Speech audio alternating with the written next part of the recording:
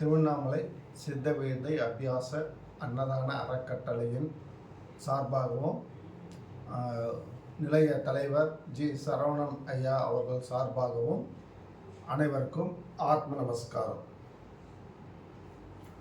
June மாத வரவு செலவு கணக்கு. ஜூன் மாதம் மொத்த செலவு அன்னதான பௌர்ணமி விழாவை முன்னிட்டு அன்னதானம் வழங்கிய வகையில் மொத்த செலவு 29,600 ரூபாய். 29,600 ரூபாய். நன்கொடை வழங்கிய விவரங்களை படிக்கின்றேன். ஓப்பனிங் பேலன்ஸ் 1,471 ரூபாய் 1471.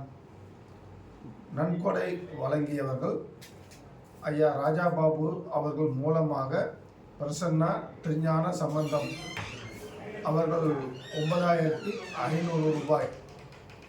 சி மாணிக்கம் சென்னை 1000 ரூபாய். சுமதி லீலாவதி சென்னை 1000 ரூபாய்.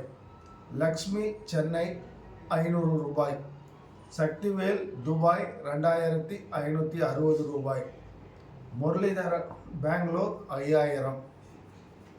NKN இண்டஸ்ட்ரீஸ் சென்னை நரேந்திரன் சரவண ஐயா அவங்களுடைய மூத்த மகன் 5,000 ரூபாய்.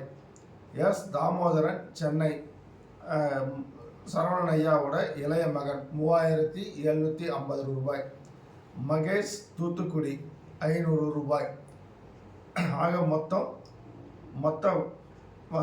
பணம் 30,281 ரூபாய்.